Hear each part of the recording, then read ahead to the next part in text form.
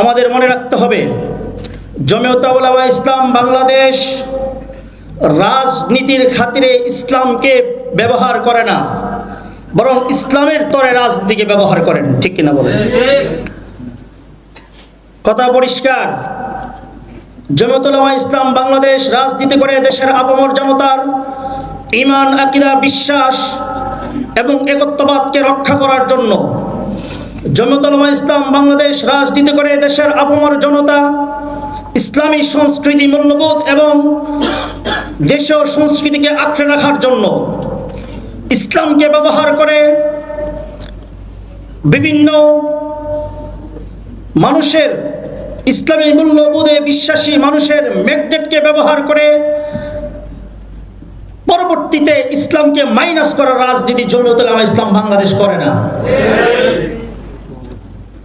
আমরা দেখতে পাচ্ছি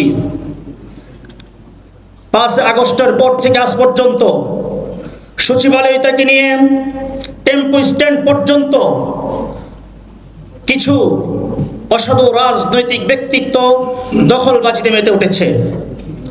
আমরা পরিষ্কারভাবে বলতে চাই, ছাত্র জমিয়ত বাংলাদেশ, যুব জমিয়ত বাংলাদেশ এবং আমাদের সংগঠন জমিয়তে উলামা ইসলাম বাংলাদেশের নেতৃবৃন্দের মুখে স্পষ্ট ঘোষণা, চাঁদাবাজ যেরকম ভাবে জমিয়ত প্রশ্রয় দিবে না, টেন্ডারবাজ যেমন জমিয়ত প্রশ্রয় দিবে না, বিভিন্ন বাজার দখল যেরকম জমিয়ত প্রশ্রয় দিবে না, বিভিন্ন মার্কেট দখল করে চাঁদাবাজি করাকে যেমন জমিয়ত প্রশ্রয় দিবে না, মসজিদ মাদ্রাসাগুলোকে দখলবাজি করার প্রশ্রয় জমিয়ত দিবে না।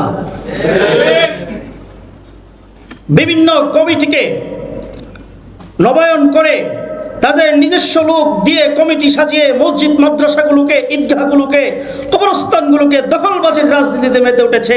আমরা সকলেই সোচ্চার থাকবো দেশের আপামর জনগণকে দেশের স্বাধীনতা, সার্বভৌমত্ব রক্ষার জন্য, দেশের স্বাধীন মানুষদেরকে নিয়ে, ইসলাম এবং মুসলমানদেরকে নিয়ে আমরা সজাগ দৃষ্টি রাখবো, যাতে করে আমাদেরকে কোনোভাবেই সমাজ থেকে মাইনাস করার রাজনীতি তারা করতে না পারেন।